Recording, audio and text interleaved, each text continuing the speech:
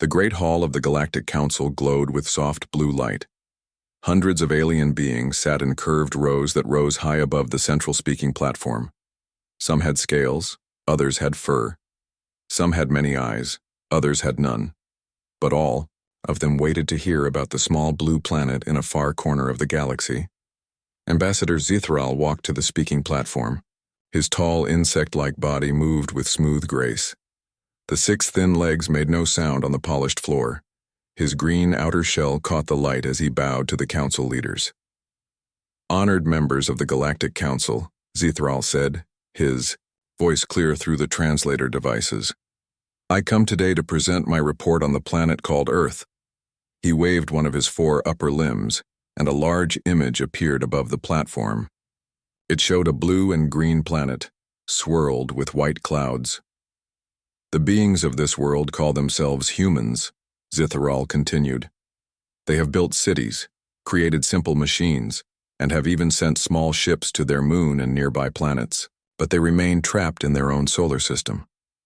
The image changed to show humans in their daily lives. People walked on busy streets. Workers built buildings. Children played in parks. Families ate meals together. "As you can see," Zithral said, "these humans live simple lives. They work, they rest, they care for their young, they fight small wars among themselves, but they pose no threat to galactic peace or order." An older council member leaned forward. His name was Krex, and he represented the Toran people. Unlike most of the others, he had studied Earth for many years. "Ambassador Zithral," Krex said, waving his blue tentacles for attention. "I must point out that humans show unusual patterns in their development. They moved from simple flight to space travel in less than a century. This rate of progress is not normal." Zithral's mouth parts clicked in what his kind used for laughter. Council member Krex always sees danger where none exists.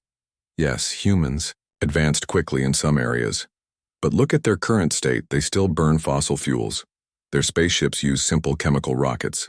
Their leaders cannot even agree among themselves. They are no threat.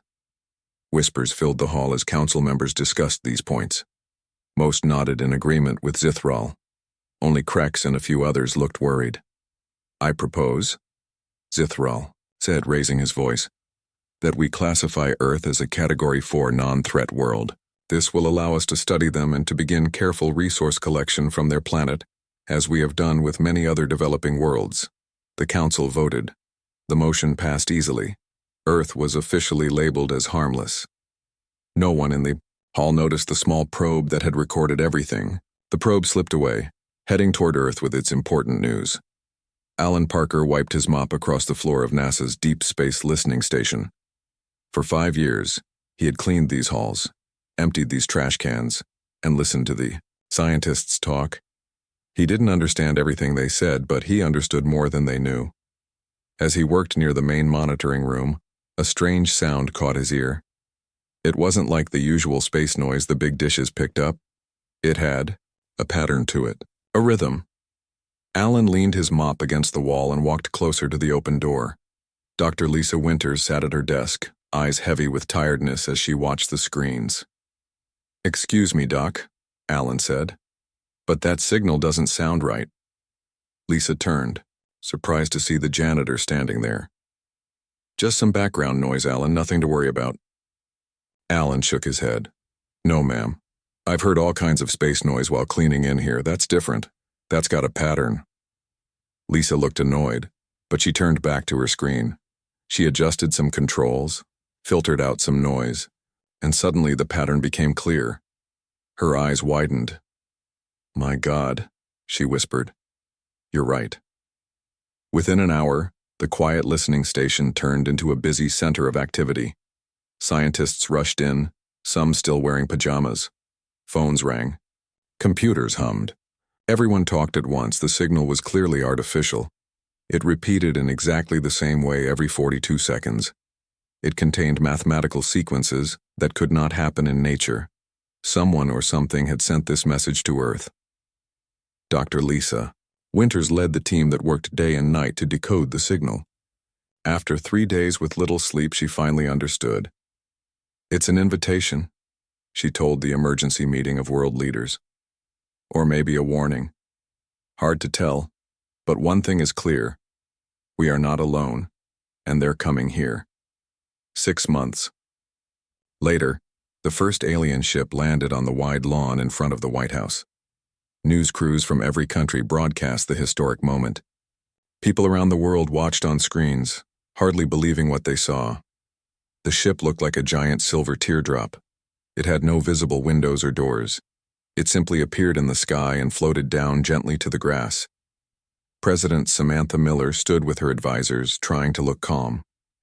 Her hands shook slightly as she straightened her suit jacket. "Remember the plan," said the Secretary of State quietly. "Be welcoming but dignified. Show no fear." A door appeared in the smooth side of the ship, simply fading into existence where solid metal had been before. A ramp extended to the ground. Ambassador Zithral walked down the ramp. His insect-like appearance caused gasps from the crowd. Behind him came 2 other aliens of different species. One looked almost like a walking tree, and the other resembled a large blue octopus floating in a clear bubble. President Miller stepped forward. "On behalf of the people of Earth, I welcome you in peace and friendship." Zithral's translator device clicked, then produced perfect English. "Thank you, Leader Miller. We come from the Galactic Council, the united government of intelligent species in this sector of the galaxy. We have been watching your world for some time. We had no idea," the president said. Zithral's mouth parts moved in what might have been a smile. "Of course not. Your technology is still developing. The Council has classified Earth as a Category 4 non-threat world. This is good news for you. It means we will help guide your development." "Guide our development?" the president asked. "Yes. We will provide appropriate technology transfers. We will help you solve some of your environmental problems. And in exchange, we will establish small operations to collect resources that are common on your world but valuable elsewhere." The president smiled diplomatically, but her eyes darted to her advisors with concern. "This all sounds very generous," she said carefully. "We look forward to learning more about the specific details." 3 miles beneath the mountains of Colorado, General Frank Rogers watched the meeting on a secure screen. Around him, military leaders from a dozen countries sat in tense silence. "They think we're harmless," Rogers said finally. "That works in our favor." Dr. Lisa Winters, who had decoded the first alien signal, nodded. "The question is, what do they really want?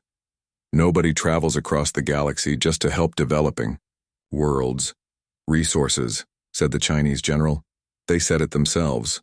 Then we need to know what resources, how much they plan to take, and what that will mean for our planet," Rogers replied. "And we need to understand their technology. Dr. Winters, your team has the most important job now." Lisa nodded. "We'll analyze everything they give us, but we need to be careful.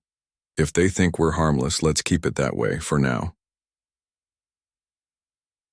In the weeks that followed, Ambassador Zithral established an alien embassy in New York. Other aliens arrived to study Earth culture, plants, and animals.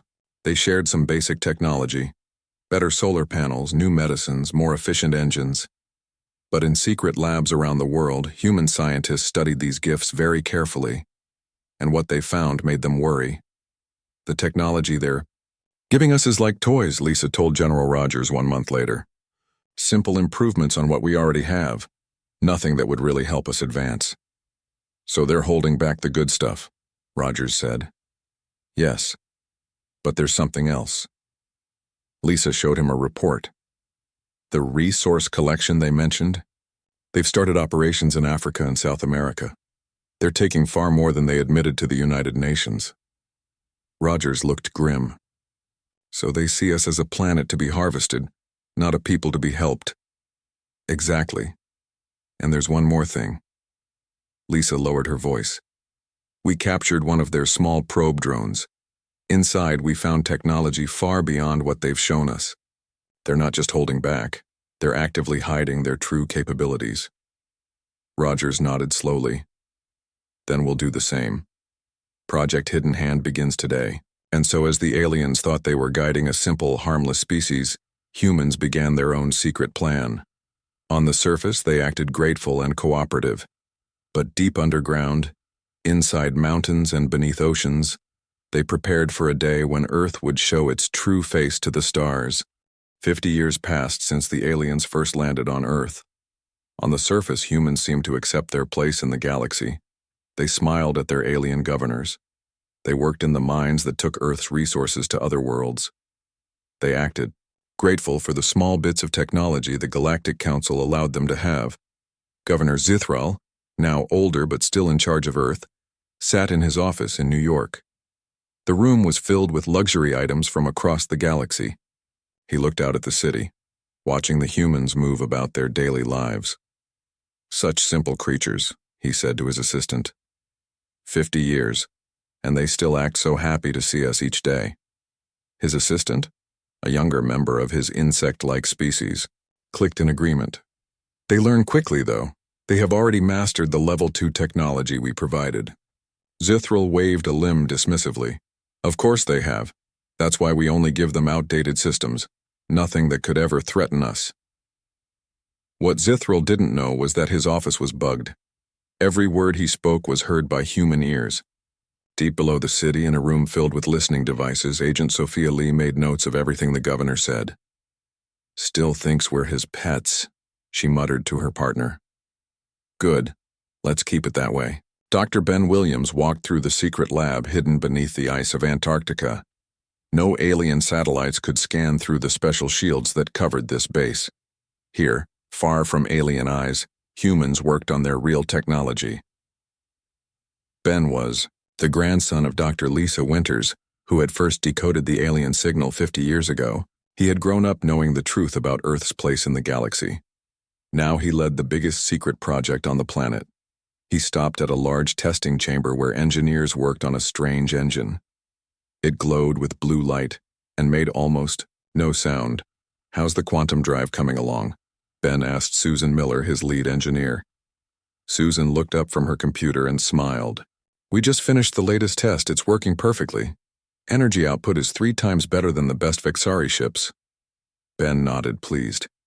"They still think we're using the simple fusion engines they gave us 20 years ago. Those engines are like toys compared to this," Susan said, patting the quantum drive. "We've studied every piece of their technology we could get our hands on. Then we made it better." Ben checked his watch. "The SHIELD project test is starting in 10 minutes. Let's go watch." They walked to another chamber where a large dome of energy shimmered in the air. Scientists fired powerful weapons at the shield. The energy blast hit the shield and disappeared without even making it flicker. "Amazing," Ben said. "How strong is it now?" "It can stop 5 times the firepower of their biggest warships," Susan replied. "And they have no idea we have this technology." Ben's face grew serious. "Let's hope we never have to use it. But if they ever learn what we're really doing..." Susan finished his thought. "We'll be ready." In space, hidden in the radiation belts around Jupiter, humans built their secret fleet. The strong radiation in this area blocked alien sensors, making it the perfect hiding place. Captain John Carter floated through the nearly finished flagship named ESS Defiance. Unlike the small, slow ships that humans used when aliens were watching, this vessel had technology that matched or exceeded anything in the Galactic Council's fleets. "She's beautiful," John said to Commander Olivia Garcia, his second in command. Olivia nodded. 50 main ships and 200 support vessels, all ready within 3 months. And the crews? Training is almost complete. They're the best Earth has to offer. John ran his hand along the smooth wall of the ship. "The aliens think we're still trying to reach Mars with chemical rockets. If they could see this, they'd realize their mistake in thinking we're harmless," Olivia finished. "Exactly. And that's why Operation Revelation has to work perfectly. We get one chance to change our place in the galaxy." On Mars, a small human mining colony worked under alien supervision. The red dust covered everything. Men and women in work. Suits moved heavy equipment and extracted minerals from the Martian soil. Governor Zithral had come to inspect the operation. He walked through the colony, his tall, insect-like body standing out among the humans. The mining director, Richard, Scott guided him through the facility. Production is down 7% this quarter, Zithral said, his voice cold with disapproval. Richard lowered his eyes respectfully. I'm sorry, Governor. We hit harder rock than expected. We're bringing in more equipment to fix the problem. See that you do, Zithral replied. The Vexari Confederacy requires these minerals. What Zithral didn't see was the network of tunnels far below the official mine. There, humans worked on their own secret project, extracting rare minerals that they kept hidden from their alien overseers. And he didn't notice that during routine maintenance, human workers had placed tiny listening devices all over his shuttle. Every conversation he had while traveling between Earth and Mars was recorded and studied by human intelligence officers. After the inspection, Richard met with his real boss via a secure communication line. Did he suspect anything? Asked General Danny Miller from Earth Command. Not a thing, Richard replied. He still thinks we're just simple miners, struggling to meet his quotas. Good. Keep it that way. Phase 1 of Operation Revelation begins next week. In the Great Chamber of the Galactic Council, Ambassador Krex once again tried to warn the other members about humans. After 50 years, his tentacles had faded from bright blue to a pale gray, but his mind remained sharp. Distinguished members of the Council, Krex said, his voice showing his age, I must once again express my concerns about the humans of Earth. Across the chamber, other council members sighed or clicked in annoyance. They had heard Krex's warnings many times over the years. The humans are unusually adaptive, Krex continued. They master new concepts faster than any species we have encountered. My research shows they may be hiding their true capabilities. Ambassador Nula of the Pasharan race laughed, the sound like music in the large room. They still use chemical rockets, Krex. Their artificial intelligence is primitive. Their soldiers still carry projectile weapons. What capabilities could they possibly hide? That's just it, Krex insisted. When I compare their rate of progress before contact with their current state, something doesn't add up. It's as if they deliberately slowed down after we arrived. Zithral, attending the council meeting remotely, joined the conversation. I oversee Earth personally. I inspect their facilities. I review their scientific progress. They are exactly what they appear to be. A young species still finding their way. Harmless.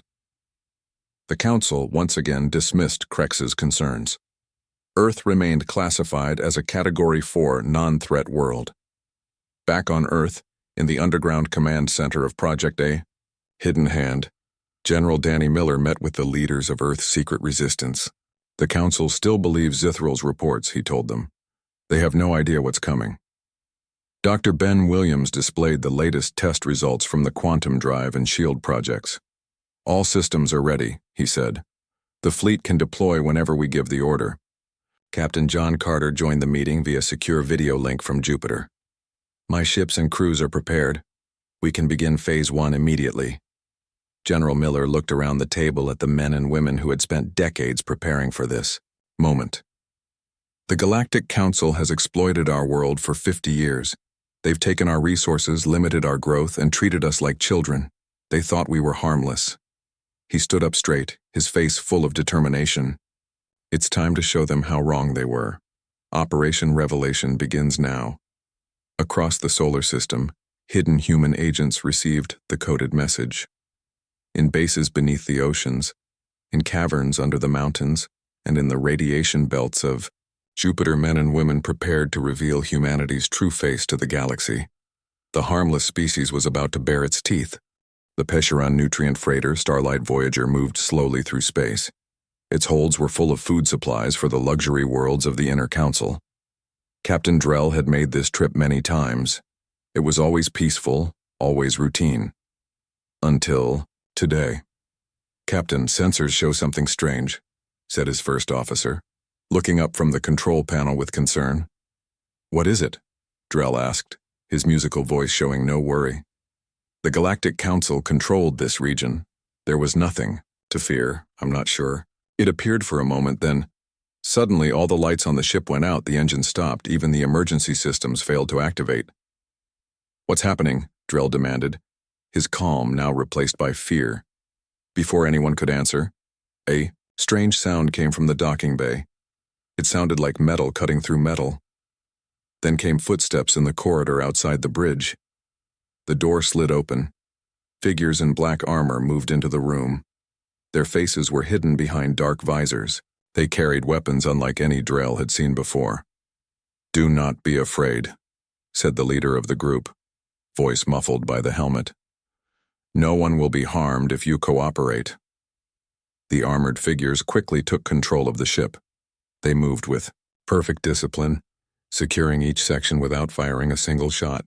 The Pesheran crew, having no weapons or combat training, offered no resistance. Captain Drell was brought to the bridge where the leader of the boarders waited. As Drell watched, the figure removed his helmet. The face underneath was that of a human. You're human," Drell gasped, his musical voice hitting a high note of surprise. "But humans don't have this technology. You can't travel between stars." Captain John Carter smiled politely. "That's what we wanted you to think." Over the next month, 17 more ships disappeared in similar ways. Some were cargo vessels. Others were luxury liners carrying wealthy aliens. 2 were even military patrol ships. In each case, the ships were taken quickly and without violence.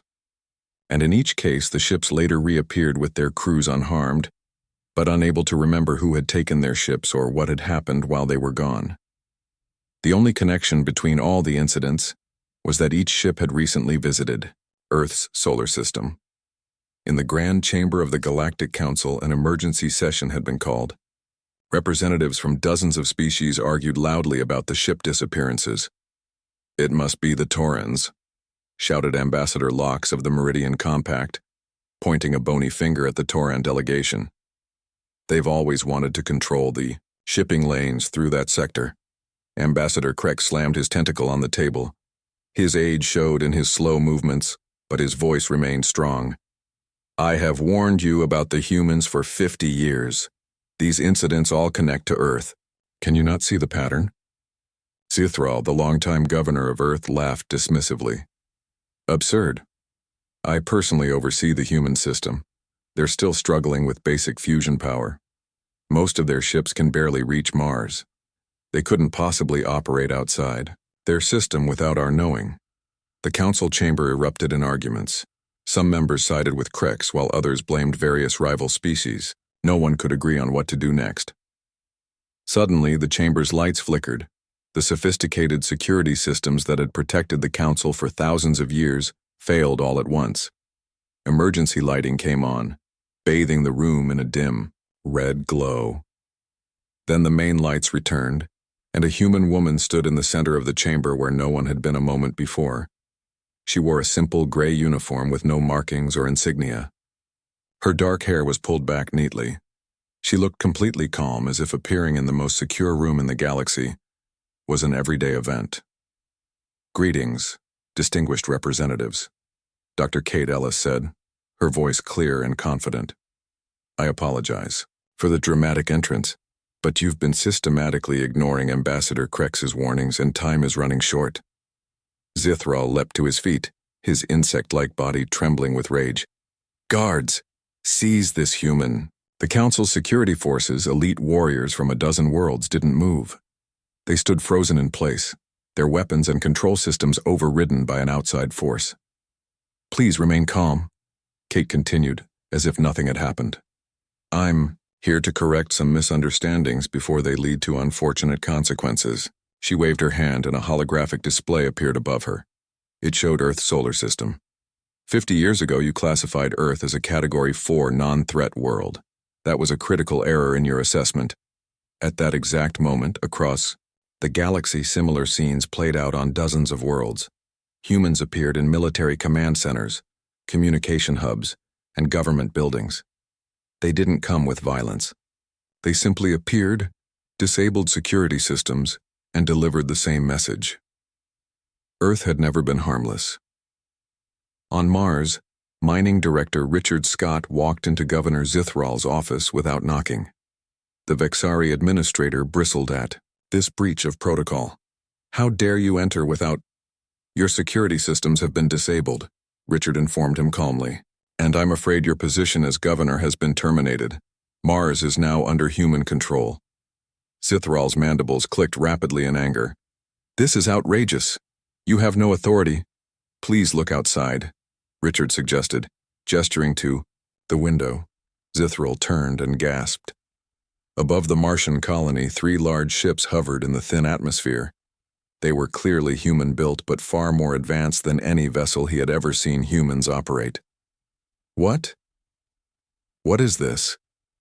He stammered. This is the truth, Richard replied. For 50 years we've allowed you to believe we were primitive. We acted grateful for the scraps of technology you provided. We worked in your minds. We accepted your limits on our development.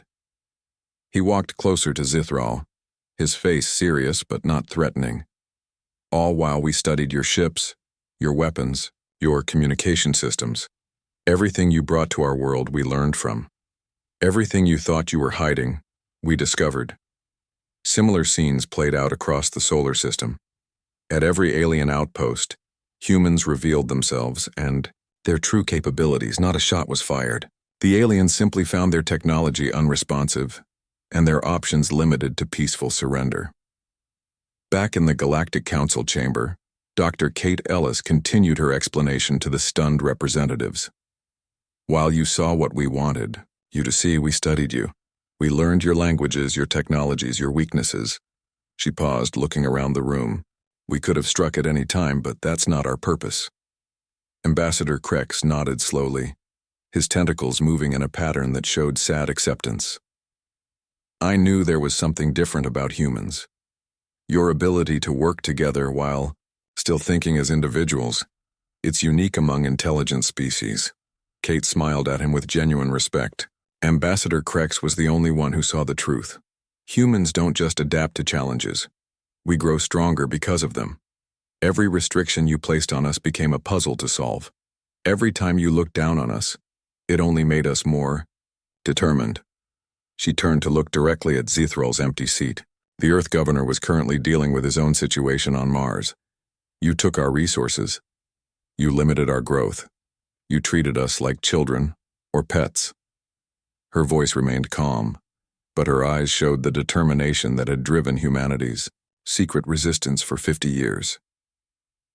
Today, that ends. The holographic display changed, showing images that shocked the council members. Hidden human fleets with technology far beyond what they should possess. Defense systems that could withstand the strongest council weapons. Energy sources more advanced than those used by the oldest council races. How? Asked one of the elder council members, their voice barely a whisper. How did you hide all this? Compartmentalization, Kate explained. A skill humans have perfected. The ability to show one face while hiding another. To work toward a goal with patience and determination, no matter how long it takes. She looked around the chamber at the representatives of 100 alien worlds. Some showed fear. Others showed anger. A few showed something like respect.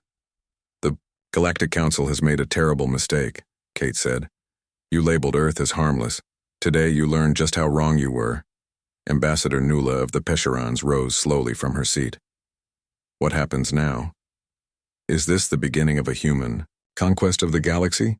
Kate's expression softened. No, that's not who we are. If conquest was our goal, we would not be having this conversation. She took a small device from her pocket and activated it. The security systems of the chamber came back online. The guards could move again.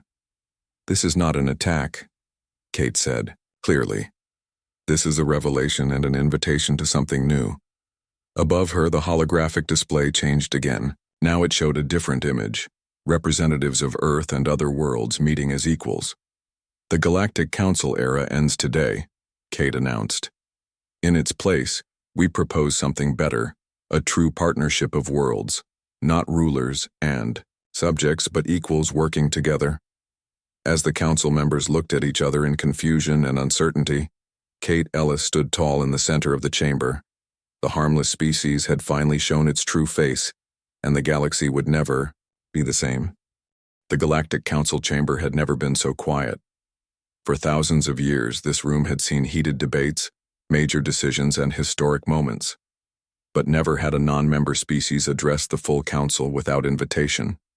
And never had the galactic power structure been challenged so completely. Dr. Kate Ellis stood calmly in the center of the chamber. All eyes were on her as she continued to explain humanity's position. "For 50 years you exploited our world," she said clearly. "You took our resources, limited our development, and treated us as primitives. You did this because you completely misunderstood human nature." She activated a new holographic display. It showed Earth's hidden achievements: the quantum drive ships that could outrun anything in the Council fleets, the defense shield technology that could withstand the strongest weapons, and advanced AI systems far beyond what the Council races possessed. "While you saw what we wanted you to see, we studied you," Kate continued. "We learned your languages, your technologies, your strengths and weaknesses. We could have struck at any time, but that's not our purpose." Ambassador Krex nodded slowly. The old Tauran had spent decades trying to warn the Council about humans. Now he felt both vindicated and worried. "I knew there was something different about humans," Krex said, his tentacles moving in a pattern that showed deep thought. "Your ability to compartmentalize, to act collectively while thinking individually. It's unique among intelligent species." Kate smiled at him with genuine respect. "Ambassador Krex was the only one who truly saw us. Humans don't just adapt to challenges, we thrive on them. Every restriction you placed on us became a puzzle to solve. Every condescending remark fueled our determination." The doors at the back of the chamber opened. Captain John Carter walked in with a delegation of human military leaders. The council members shifted nervously at the sight of these humans in their formal uniforms, representatives of a fleet that shouldn't exist. "We could have chosen war," John stated simply. "Our projections show we would likely have won, though at great cost to all sides. Instead, we choose a different path." Kate stepped forward again. "The Galactic Council has failed in its primary mission. You don't foster cooperation between worlds, you enforce a strict hierarchy. You don't protect developing worlds, you exploit them. Earth proposes something new, a genuine partnership based on mutual respect." She laid out the terms clearly. Earth would share its innovations in exchange for fair treatment. The exploitative resource extraction would end. All species would acknowledge the full sovereignty of each member world. "This is outrageous," shouted a representative from the Vexari Confederacy, rising from his seat.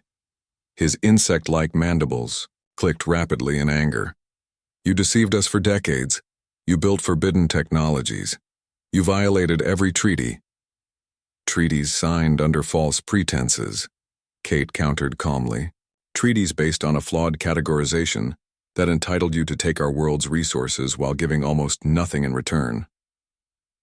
The council chamber erupted in arguments. Some representatives called for immediate military action against Earth, despite the clear technological advantage humans had demonstrated. Others saw opportunity in a new galactic order. Ambassador Nula of the Pesherans rose slowly. Unlike many others, she showed no anger, only curiosity. "I wish to understand something," she said, her musical voice cutting through the noise. The chamber quieted to hear her. "You had the power to conquer, yet you chose not to use it. Why?" Kate's expression softened. "Because that's the final thing. You misunderstood about humans. We're not conquerors by nature, we're explorers, innovators, dreamers. We don't want to rule the galaxy, we want to be part of it. But as equals, not as servants or pets." For 3 days, the council debated Earth's proposal.